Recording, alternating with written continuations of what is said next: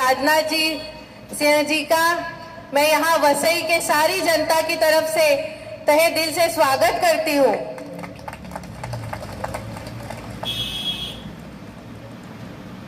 सम्माननीय व्यासपीठ और यहाँ उपस्थित वसई की मेरी प्यारी बहनें और भाइयों, आपको सबको जय श्री राम।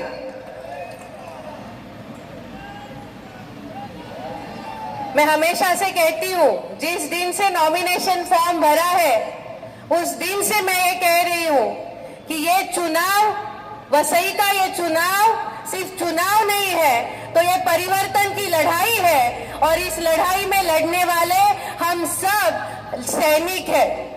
और आज हम सैनिकों का मनोबल बढ़ाने के लिए हमारे देश के संरक्षण मंत्री खुद यहाँ पे आए हैं। इससे बड़ा सौभाग्य और क्या हो सकता है। वसई में पिछले 30 साल में क्या नहीं हुआ, इस बारे में हम चर्चा नहीं करेंगे, क्योंकि जो 30 साल थे वो यहाँ के स्थानीय पक्ष थे और अब ये चुनाव, वसई का ये चुनाव देश की सबसे बड़ी पार्टी लड़ रही है। और मुझे ये विश्वास है कि महायुति के कार्यकर्ता, भाजपा के कार्यकर्ता जिस मेहनत से रात दिन एक करके ये परिवर्तन की लड़ाई लड़ रहे हैं, तो जीत ज्यादा दूर नहीं है, सिर्फ 23 तारीख का इंतजार है।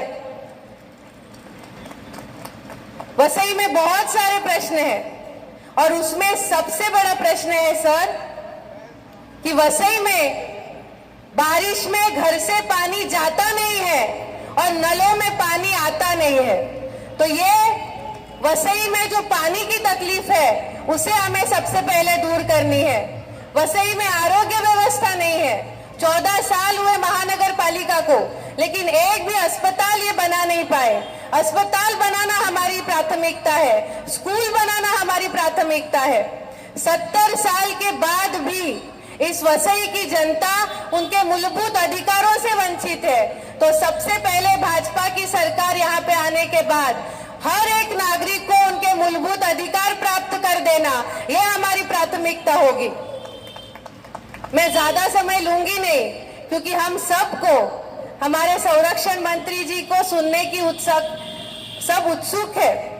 लेकिन सिर्फ एक ही चीज मैं कहना चाहती हूँ, एक बहुत बड़ा ज्वलंत प्रश्न आज वसई के शहर में है, यहाँ सन सिटी में है, यहाँ के सारे रहने वाले लोग उससे त्रस्त है। यहाँ पे अवैध कब्रिस्तान बनने की कोशिश की जा रही है और आज मैं इस मंच से ये कहना चाहती हूँ कि स्नेहा दुबे की लाश पे एक कब्रिस्तान बनेगा। मैं मेरे आखिरी दम तक ये कब्रिस्तान बनने नहीं दूंगी और भाजपा का मुझे पता है हर एक कार्यकर्ता, महायुति का हर एक कार्यकर्ता इस लड़ाई में मेरे साथ होगा। फिर से एक बार मैं कह रही हूँ कि ये परिवर्तन की लड़ाई हमें दिन रात एक करके लड़नी है और जीतनी है, क्योंकि 40 साल के बाद वसई में कमल खिलने जा रहा है। 40 साल के बाद वसई में कमल चिन्ह पे लड़ा जा रहा है और मुझे विश्वास है जहां कमल है वहां जीत निश्चित है। और मेरा यह सौभाग्य है कि कमल के साथ साथ 40 साल के बाद एक महिला उम्मीदवार को मौका मिला है। तो हमारी बहनों की मैं प्रतिनिधि हूँ। महाराष्ट्र सरकार ने जो लाड़की बहन योजना लाई है उससे काफी महिलाओं को लाभ मिला है। तो ये योजना अगर हमें कायम स्वरूपी शुरू रखनी है तो महायुति के अलावा हमारे पास दूसरा पर्याय नहीं है।